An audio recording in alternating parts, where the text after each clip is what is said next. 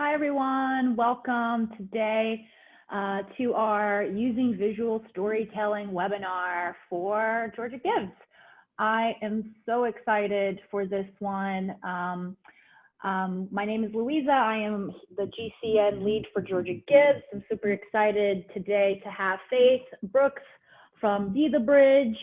She is the Director of Programs and Innovation.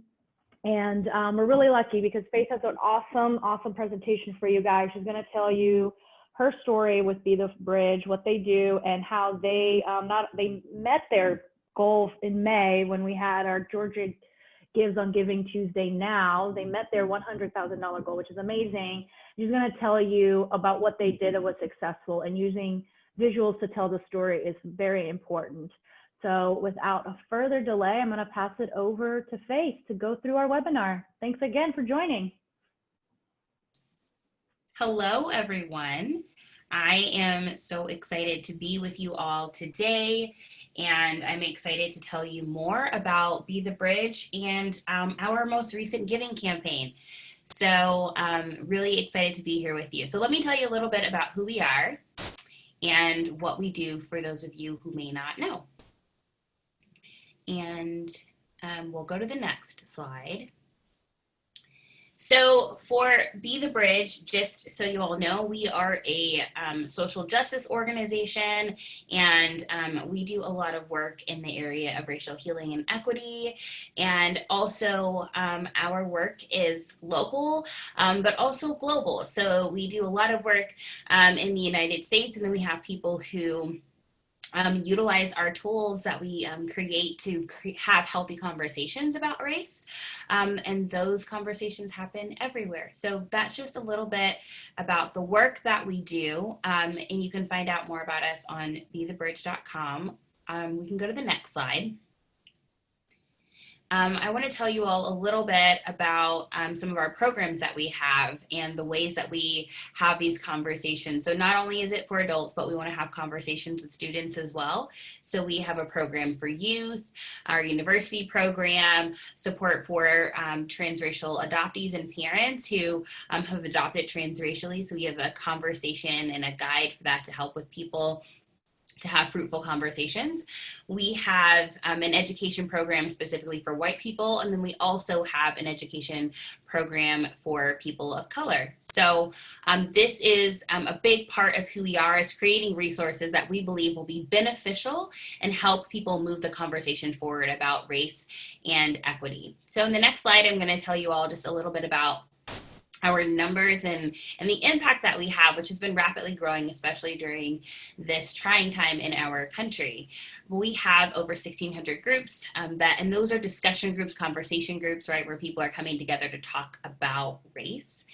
So we have those groups happening. We have a growing Facebook group that has over 70,000 members. And this is where we do some baseline education and have some conversations about how our communities are being impacted right now. What are ways we can grow? What are things that we can learn?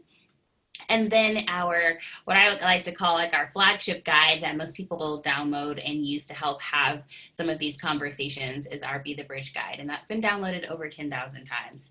So we have done a lot of work in the past few years to launch new programs and also to create resources. So in launching new programs and resources, that also means that we need funds in order to make sure that we have what we need to be able to be sustainable. So I want to talk to you all next about the most recent giving campaign that we did and how we did it and the ways that it could be useful for you all who might be having ideas running through your mind and like, how do I do this? So I'm going to take you through steps and the steps that we did, and I hope that it's useful for you. So the first thing that we did was to come up with a theme for our campaign.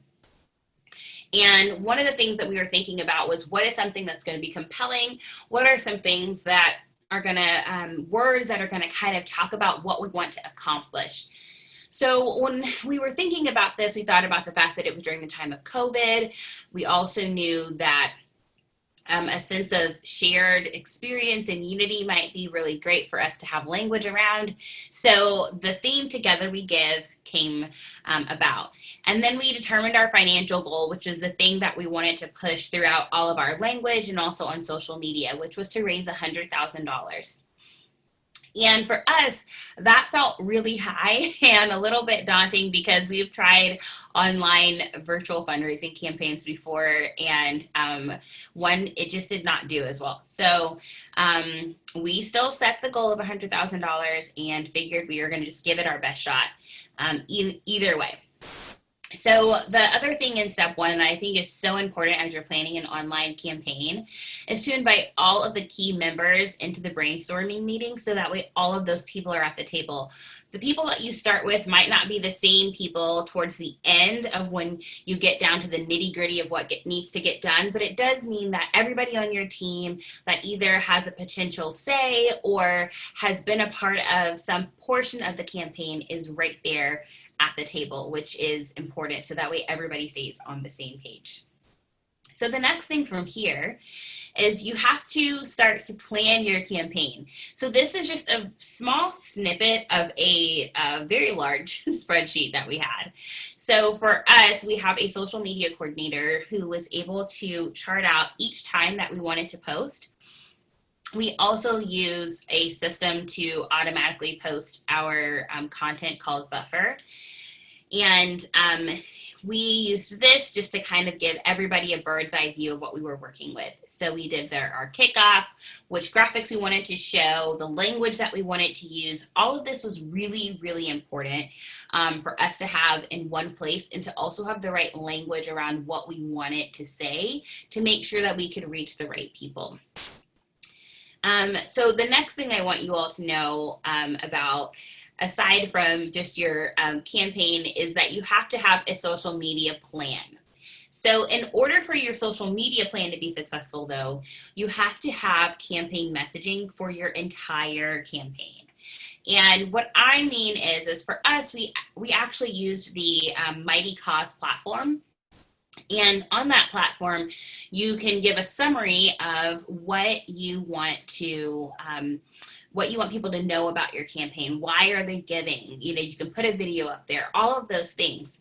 So for our overall campaign messaging, two of our team members, one of them partnered with a friend of our organization, and they were able to come up with some really great language that was able to help us communicate to communities of why it's so important to support the work that we're doing. Number one, we are a nonprofit that's led by a Black woman, and we understand that there's barriers to funding, especially when you're talking about an organization that's led not only by a woman, but a Black woman.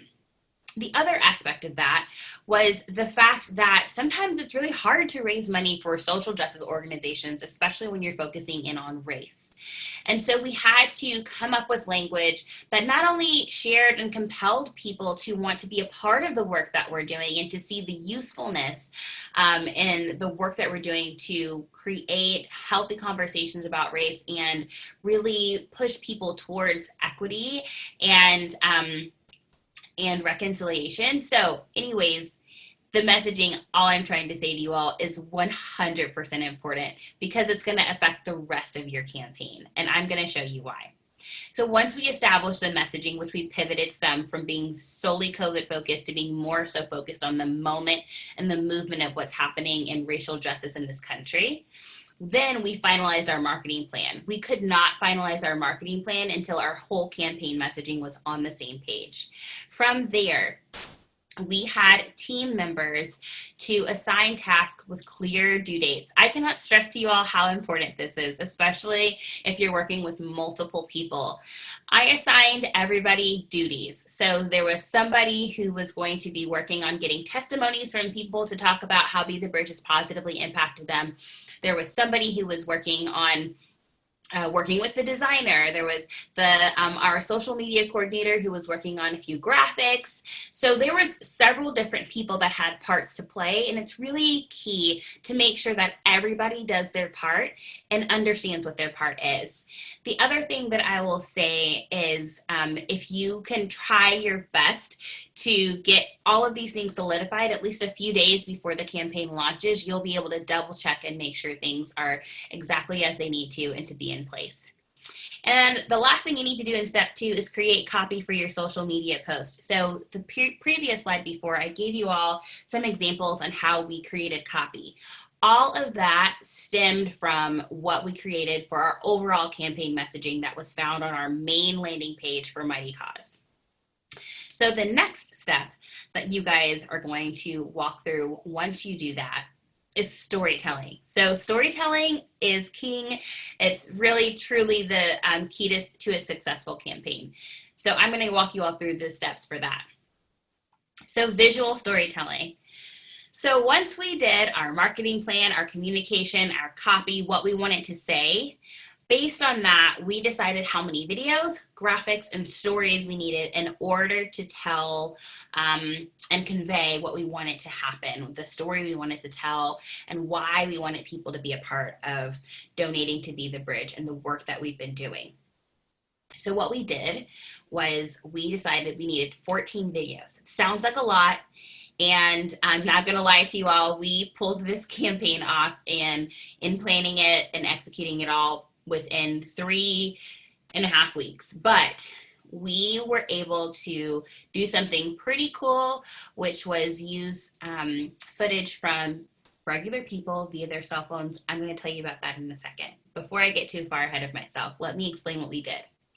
14 videos. We had one professionally produced video, which was the anchor for our campaign. What that means is this is the video that was kind of like telling the overall story of what we wanted to tell. Like this is the video that's driving it all home and bringing the entire campaign together. Then we did 5 Instagram lives and 1 Facebook live. We saved those videos, and those are videos people could go back and watch. I'm going to talk to you all later about why using live the day of your campaign is so important. Then we had 7 video testimonials that were shot via people's cell phone, and we had a professional editor edit the videos so that way they had brand consistency, which is once again so important. We have done cell phone videos before for fundraising, but they were not professionally edited and branded, and they fell flat. The other thing is graphics. We decided, okay, we need to have some graphics to tell this story. So we needed 21 graphics, and then we had 10 made in Canva, and there was 11 that were made professionally. So I'm going to go forward, and trust me, I'm going to show you all examples, so don't worry, the examples are coming. That way you all can have an idea of what I'm talking about. So I'm going to show you all some videos. I'm going to show you the professionally produced video, just a snippet of it in a little bit here. And this is the video that told the story of who we are, what we do, where we're going, and why we needed the community to support us. And also every bit of content that we created visually, whether it was the graphics, the follow-up storytelling videos, any of those things were all stemming from this whole overall video that talked about who we are and what we do. And so in the next slide, I'm going to show you all a little bit more about what I'm talking about, and hopefully that is helpful for you.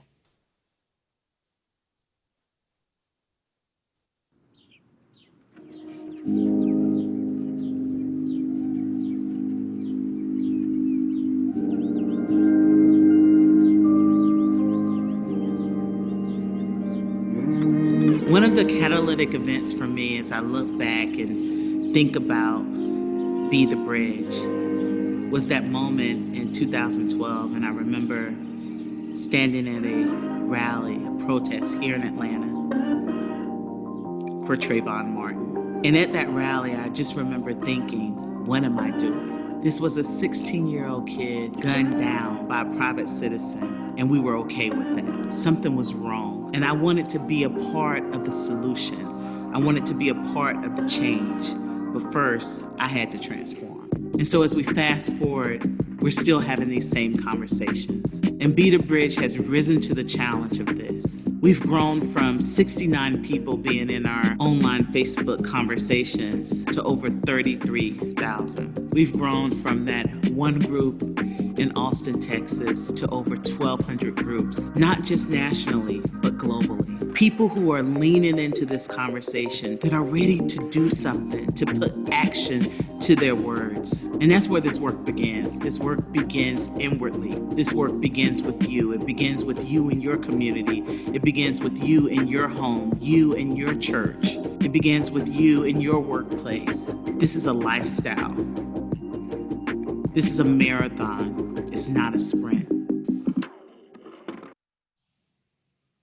Okay, so that's just a teaser, but that gives you an idea of why that video was the anchor for our campaign, and it was telling a story, and it had a story that we wanted to tell. So we're going to move forward and show you the next slide here, and there's another video I'm going to show you all. So this video that we're going to show you, this one is a video that was sent in from somebody, one of our students, via her phone. So we told her, gave her some instructions for how to record this video on her phone, you know, a nice background, good lighting, natural lighting is great, all these other things. And then we had her send in the video. And we worked with a company called Theophany Creative Collective, and they basically took our testimonial videos and branded them according to our style for Be the Bridge. And basically saved us a bunch of money because we didn't have to film 5 different videos. So we're going to show you this one now.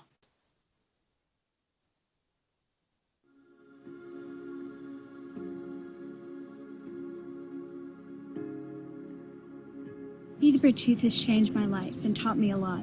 It has given me a community where I can express myself while also growing and being pushed to be my best. Be the Bridge Youth is a brave space where we are all held accountable for what we say without feeling like we are being judged or tested by each other.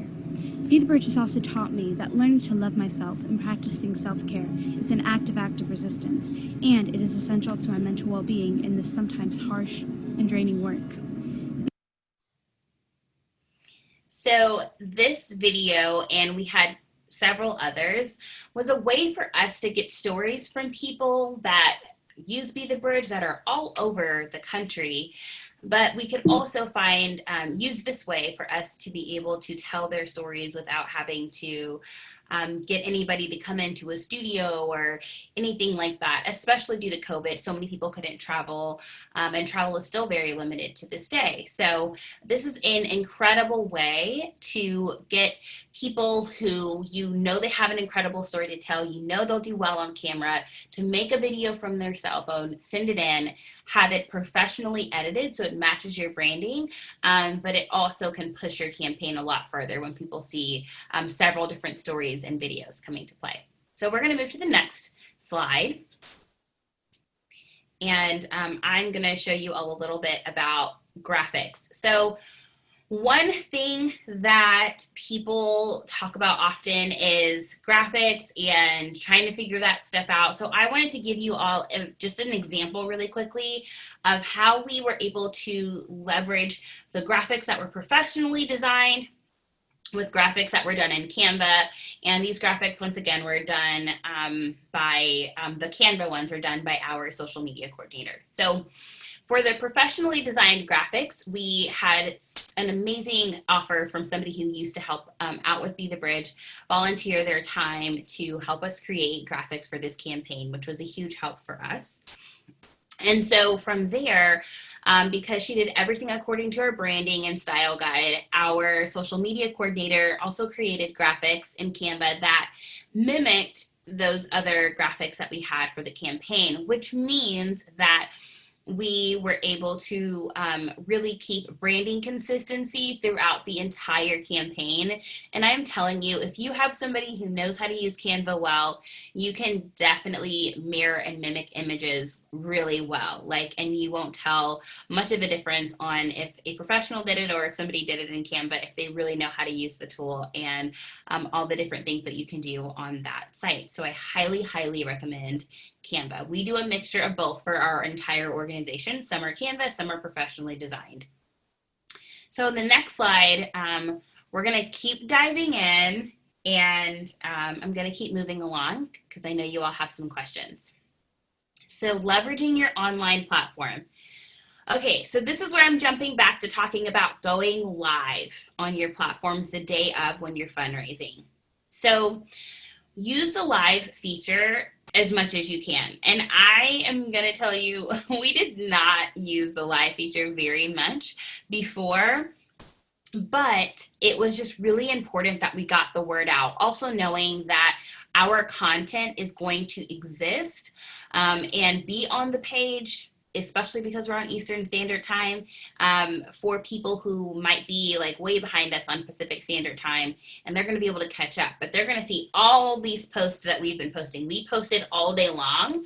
As you saw, we started at about 8:30 a.m., and I think we finished posting around maybe 9 or 10 p.m.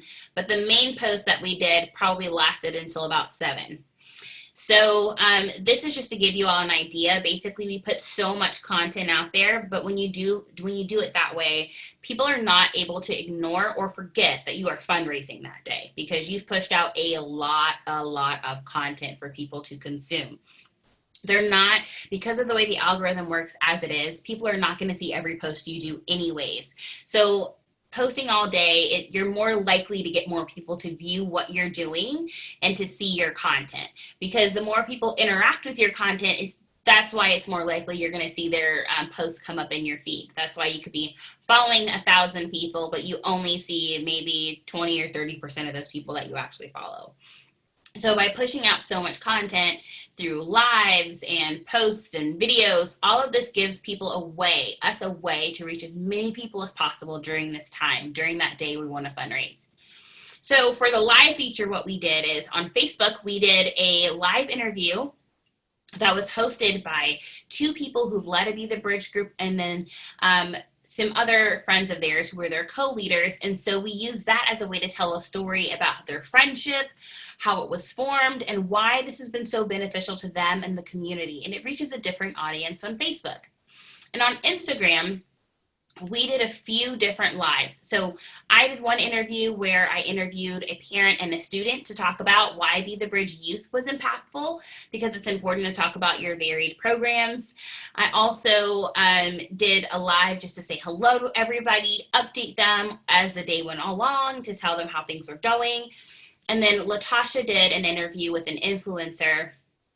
Her name is Jen Hatmaker, and she was able to connect and bring her audience along with Tasha for their live interview, right? So you want to leverage someone else's platform if they have a large platform where they can come and talk with you as well. And that really helps to bring together more people, and you have the option for more eyes to be on your content. You definitely want to stay engaged and in front of people. We did thank you videos. We went live, a few of us that are on staff, and just were pushing people along throughout the day. But then I would say around 4 or 5 p.m. EST, maybe closer to 6 or 7, the donations started to slow down. So our campaign momentum kind of started to slow. And so for us, we were like, oh my goodness, what do we do? We've pushed most of our videos out by now. Most of the main things that we had planned all day have happened. How do we get momentum back up? How do we get donations back up? Because we hadn't met our goal yet. We were getting closer, but we were not close enough yet to feel like we were confident we were going to reach our goal of raising $100,000. So what I did was something I've never done before, and it was a wild night, but I got on live and I just decided I was going to talk to the people. And I talked to the people, we chatted, and I decided to use that new Instagram feature where you can fundraise while you're live. And I decided to fundraise live while talking to people, connecting, asking questions.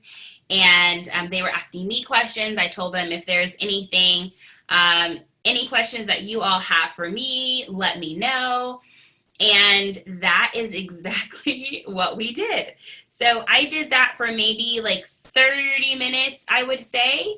And then after that, what I did from that point was tell everybody we're going to celebrate. Let's hope we reach our goal. I'm going to come back on here and let you know how much we've raised in about an hour. I'm going to come back with cake and I'm going to celebrate. So I made it a whole thing, made people feel a part of it. Within that first 30 minutes, though, I think we raised maybe 1,000 to 2,000. I know it was for sure over 1,000. And then after that, I came back on there with cake and I was excited and celebrating and really telling the people like, this is so great. Like, we are going to reach our goal. We're almost there, y'all. Tell your friends, tell your family, especially those who are behind us in time. Tell them about Be the Bridge, who we are, and what we do. And so everybody was so excited and supportive that what we did was I ate, I celebrated, I had my cake, and people laughed, and I kept on the fundraising feature, and I made a joke that I did not think was actually gonna take, but I made a joke that if we were able to raise $5,000 right there on Instagram Live, then I would rap for everybody on Instagram Live. And there was actually a woman who donated because she loved seeing what we were doing. She was invested. She donated $5,000, literally, like, a minute later was like, I'm, $5,000. And she was excited to hear me rap. I was not prepared, but I did rap. I rapped for the people and it turned out well, but that was our first time using that feature.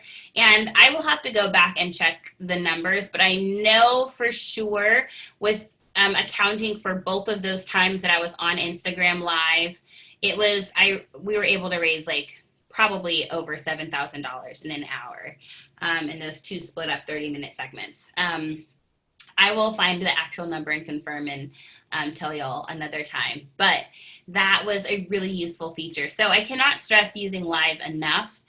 People love to feel like they know who you are, who your staff is. They love to feel connected.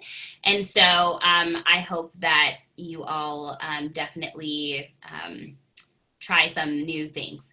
Oh, people are going to probably ask this. The video is not up there for anyone to see because I did during the live say the donor's name and she wanted to be anonymous. So you aren't going to find this video floating around the interwebs anywhere. Thank God, because I did not want my rapping there for all of you all to see. We're going to go to the next slide as we're wrapping up here. And I am hopeful that this is useful information for you. So we're going to talk about just some graphic quotes. I'm going to blaze through this part why these are a great visual and useful for your feed to have when you are doing your fundraising. So I'm just going to give you all a few examples of what we've done. So these are a few different graphics really quickly. For you all to see. I'll start with this one. So Paige is also the student that you all saw do her video, but she had sent in a paragraph of a quote. So one of the great things and advice that I like to give people is when you have these graphic quotes, don't make your graphics too busy and don't make them too wordy. People need to see something short and sweet and to the point. So our social media coordinator just took a small snippet of what she said and put it on a graphic. And the reason that's important is because most people are just scrolling by, and you have to be able to catch their attention in that few seconds that they're just going to be scrolling. So this is one thing that I really suggest for you to try. Also, we have for our programs and our our programs, we have logos for them. So to make this also distinguish the fact that we were talking about a testimony from a youth, we added the youth logo to distinguish that we were getting a testimony from a student. So the next picture I'm going to show you is from an adult. So we use our regular Be the Bridge logo, and he is just basically talking about why Be the Bridge has been so useful and helpful for him. And so with this graphic, it's once again a really easy way to share who the person is, their story, and especially if you have somebody that has a really meaningful story, but maybe they don't translate as well to camera, definitely get a quote from them. I encourage still a paragraph. That way you have something to work with and something to where you can actually help guide a person and shape their words and plug them in a way that will be useful for the person to read. So the next slide. All right, so this is really, I'm gonna wind down here towards the end. This is the time to celebrate, okay? Because by this time, like, you have worked really hard and expended a lot of energy to make this happen. I'm gonna tell you, by the end of our campaign, I could have slept 10 days because we worked so hard on this. But I want to tell you all about some of the things that made a big difference, but then also encourage you. So in 2019, we worked to do a giving campaign, and it was not successful. Not successful for our goal, I will say it that way. We had a goal to raise, I want to say it may have been like 50 or 60,000. And we only raised about 10K. Now, for us, that was kind of disappointing because we thought we had done well. We had some people send in testimony videos. We had some graphics. We kind of were trying to do what we did this time for Together We Give. But the reality was, it was not as organized. We did not have succinct messaging that was mirrored throughout all of our content that all like helped to string together a story. And personally, our team did not communicate well, which meant that the campaign itself was not nearly as successful as it could have been. So this time, I was really determined for us to get us all on the same page so we could make a successful campaign. And this time, not only did we reach our goal of 100K, we definitely exceeded it, for sure, like blew it out of the park. And that was like a miracle for us, not only because it's hard to fundraise online, but as a woman-led organization, that was huge for us as a team and for us, especially as Black women, to be able to pull that off and show why it is so important to invest in the work that we are doing in the community. And so it meant a lot to us to have reached that goal and for people to have to believe in the work that we're doing and to believe in the value of the work that we're doing. And I honestly think if we did not tell the story, if we did not have visual appeals and connection and personal connection through the lives, it would have made it really hard for people to feel connected to the work that we're doing and to feel connected to the purpose of Be the Bridge. And so that is why I stress storytelling. So there's one thing that I meant to tell you all that I know people might bring up. I want to tell you a few ways that you can creatively, let's say you don't have a social media person or a visual person or any of these things. There's still ways to make this stuff happen. You can, I've given you one of the companies that we worked with, the Theophany Creative Collective. Also, you can use places like Fiverr. They have different kind of people on there who can do all sorts of things for you if you're looking for a designer and you don't know somebody and you need something made in a pinch. I really encourage that. You can also find other videographers through word of mouth. I encourage you to ask other people like, hey, who do you use for this? Watts Media is another company we work with. I would also say definitely if it's a videographer, check their reel, check some of the work that they've done before. That's really important, or at least have seen it. For you to see it is important as well. Or you can go on social media and search hashtags. I search hashtags for a ton of things all of the time, and I'm able to find people to help me do several different things. So I really encourage you all to search the hashtags to see if you're able to find an organization or company that's able to help you creatively and visually. There's a lot of places though that are going to charge you a lot of money, and so we have just been able to find ways to do these things on a budget. The other thing I wanted to also highlight is when you all use a social media service. For example, we use Buffer. That is a great way for us to be able to plan all of our content, but it's like on easy street, right? So everything was planned. All the graphics were like planned and timed and already in the system. So it just went out automatically. The only things that our social media coordinator had to do manually were videos that were over a minute long. She would upload them at the time they needed to be uploaded. And so I just want to encourage you all with that. So let's say you don't have a person to do social media. Maybe it's you're that one person and you don't have a team. Use a service where you can automatically schedule all of your posts ahead of time. So that way that day isn't stressful for you and it's just automated. So really, like, by the time the campaign came, we were all cruising. All we were focusing on was engagement, engaging with people, connecting with people, and sharing with them. And we had all of our team, all hands on deck over all of our platforms on Facebook, Instagram, Twitter, and we have several private groups, subgroups where we were communicating with people, answering people's questions, letting them know about who we are and what we do.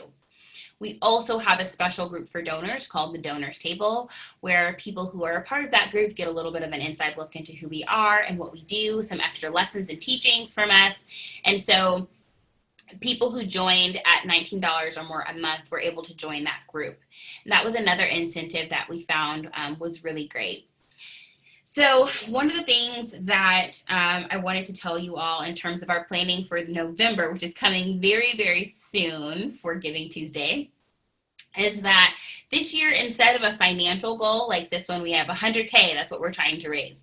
This time we're focusing on donors. We're focusing on how many monthly donors that we would like to add. And so right now our goal is to add 400 to 500 new monthly donors. We're going to pick one of those numbers. I think we're leaning toward 500, but we want to get 500 new monthly donors. And so all of our language and the graphics and things that we create are going to reflect that number of monthly donors that we want to, that we would like to gain. And we won't have a number specific focus. So we won't be saying we want $100,000. We'll just say we want to get 500 new monthly donors to join our community. So that's one of the things that we're going to focus on. We're still going to tell stories. We're still going to use a lot of some of the methods we've used before, but we'll use different people. We'll share stories in different ways. And so this is just a way for us to be able to continue to keep people engaged in the work that we're doing, but also just to highlight the different ways that you can fundraise. So you switch it up each time and it's not the same thing every single time. So anyways, you all, I just want to thank you all for your time and for your attention, and best of luck to all of you as you think through your campaigns and you move into this fundraising season. And I'm just so grateful that I've been able to be here with you and share.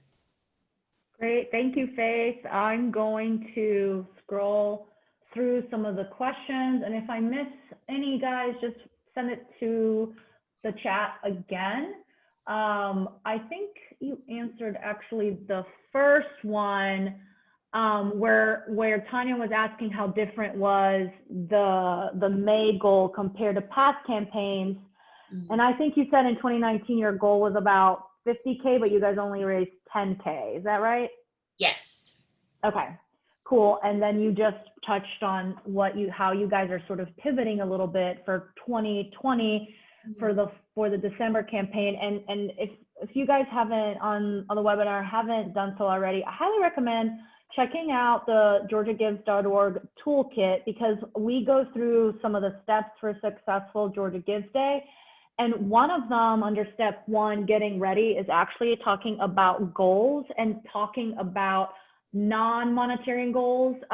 We basically, through the Giving Tuesday team, they have done research that shows that orgs that have a goal, especially a SMART goal, do a lot better than those that don't, and especially those that have a secondary goal that isn't just monetary. So I highly recommend checking that out. Another one from Tanya was, did you do Facebook Live and Instagram Live? And also, how many followers do you have online? So we did Facebook Live and Instagram Live. Our Facebook page, I think, has like over 60,000. And at this point, our Instagram page has 153K. Now, mind you, though, when we did this campaign specifically, though, we didn't have as many, that many people. I would maybe say let's just say we had 100K at that point. Our social media literally exploded in the matter of months of a lot of the things that have gone on. So it's kind of hard for me to keep track of all the numbers of when, where. But I know for sure at that point we weren't at 150 something yet. So we may have been around 100K or 100 in the 120s at that point by the time we launched this campaign. Gotcha. I have another question here from Irene. How many people on your staff are working on your campaign from planning and implementations? Yeah, so we started with the planning piece. I'm going to say we probably started off with like 7 people.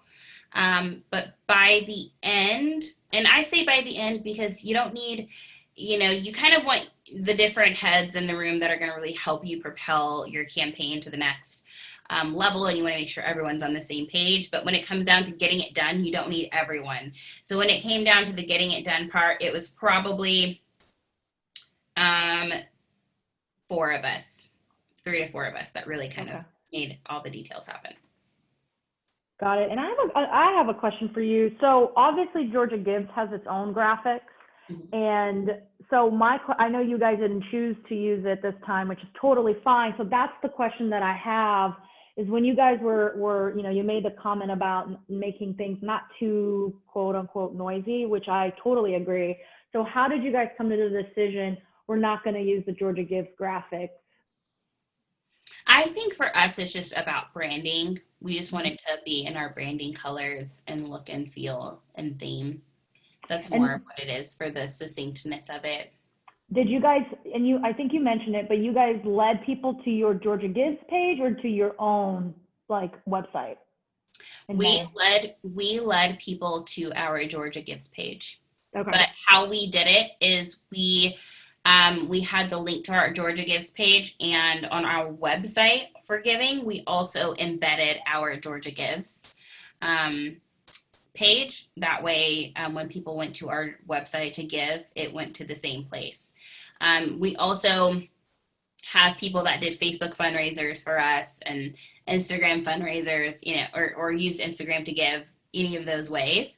And people donated those ways as well. The only thing with that, just to note, is that the accounting piece for that money, it takes a little bit longer to get the final totals from all of that when people do donate through their fundraisers via Facebook and other places. But we basically pointed everybody to our GAgives page. Okay, great. And then when did you start? So I saw that your calendar view was day of, which, correct me if I'm wrong, was the day where you guys basically focused on, but did you post ahead of time? If so, when did the campaign start? How long earlier or how much earlier from the actual GAgives Day? Or was it just GAgives Day focus? Yeah, so we probably only posted let's say 2 or 3 weeks before, kind of like a post here and a post there. We did, I want to say 2 graphic posts, and then I did a video and Tasha did a video, and we were saying that it was coming. So we had 2 graphics and 2 videos to kind of lead up to it, letting people know, hey, this is coming up. We're going to be, fundraising, but we didn't want it to oversaturate people with content just yet. We just wanted enough teasers to remind people that it was coming and to prepare themselves. Also, you don't want to start promoting too far out because people are going to definitely forget and they're not going to be looking for it.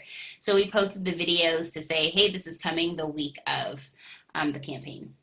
Got it. And last question for me, because I can't remember when we talked, did you guys do paid social, meaning did you put any dollars behind any of the posts, the video posts, or any other posts that you did? I think we did paid, and we put dollars behind our main anchor, Be the Bridge video. That was like the anchor for the campaign. Got it. Great. If you guys have any questions, let me know. I have one here from Gina. Do you recommend text to give? I think everybody does things differently. I think text to give can be useful. We did utilize it and had it as something where a way people could give. I don't think we had a lot of people give that way.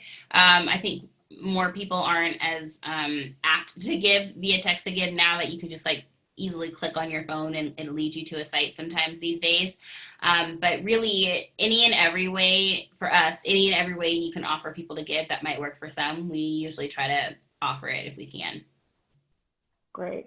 I'm gonna give folks some time. Do you guys have any questions? Like, where are you on your campaign? In terms, does anyone have a theme that they're considering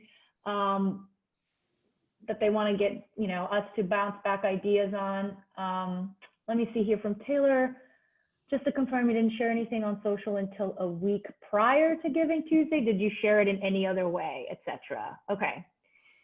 Yeah. So for us, for Giving Tuesday, we did send out an email saying that Giving Tuesday is coming. I'm trying to scroll back here and look at our socials so I can tell you accurately. The first post we made for Giving Tuesday was on May 27th. And we launched the campaign on, I would like to say, the 16th. So like 2 weeks, because I think it was Cinco de Mayo this year, the May one. Yeah, so May 27th, we made our first post. May 30th, we did the second post. And then by June 11th, I did a video saying that Giving Tuesday, well, Together We Give campaign is coming. June 12th, we did a post. And then June 16th, we kicked off the campaign. And okay. as we were doing everything on social media, we had an email campaign as well. So there were several emails that were going out encouraging people to donate as well. Gotcha. I'm just going to remind folks here on the resources. Folks didn't know, so I'm sure y'all do, but on Canva, if you're a nonprofit, you actually get Canva Pro for free. You do have to apply. It's not that difficult.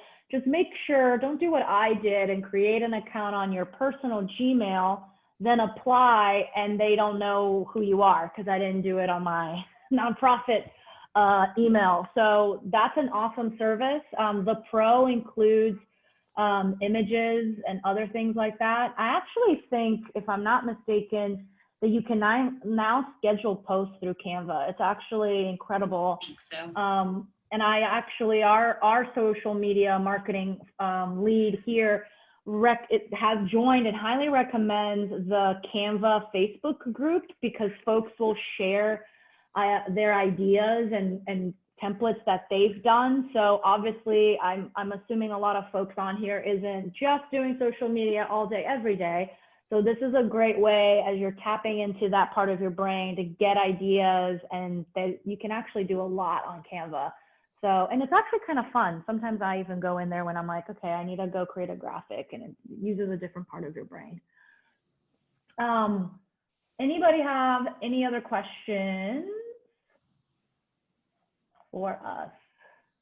Trying to see if I have one. Faith, when you said you did a live interview on Instagram, this was in May, so you guys weren't in person, were you? No, it was just put on Instagram Live. We did it via Instagram Live. Okay, got it. Awesome. Great. Does anybody have any other questions? If not, we will wrap early. But if you guys do have any questions, there's some resources here. Anything Georgia Gives Day related, info@georgiagives.org. I did see the comment here about templates, and actually, Faith, I'll open it up to you. Folks were asking us if there's any templates, examples of the documents that you mentioned, marketing plan, social plan, task list, etc. Did you guys create your own? Do you have any tips on where folks can get that started? Georgia Gives, we'll look into that as a follow-up, but I just wanted to ask you where y'all got yours.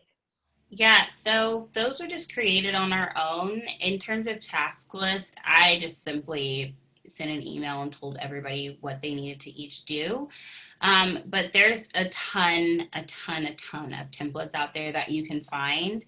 And honestly, if you use Canva or a buffer or anything like that, you can kind of start to plan out what you want to be there and then just plug and play your graphics once you have them. And you can save your post as drafts. So that's for sure something I'm assuming you can do in Canva. I know you can do it in Buffer. And from there, it just kind of creates a calendar of things and like things that you want to post in there. If you just Google like social media and marketing plan, there's so many free ones out there that anybody can kind of just grab and use and tailor to the way that you'd like it to be. Yeah, and I'll plug in our toolkit one more time in the last minute here. Under step 4, we actually link to a communications plan by ColeSchedule, but just as Faith said, there's a variety out there, but this was one that we really liked. We also talk about content buckets, and we give a few examples for you to start your stories. We will be working on our graphics to share. We're going to start by sharing just a link to all of our logos for those that do want to use it. You don't have to, but under the toolkit, we also have different links to really cool guides, including some online resources.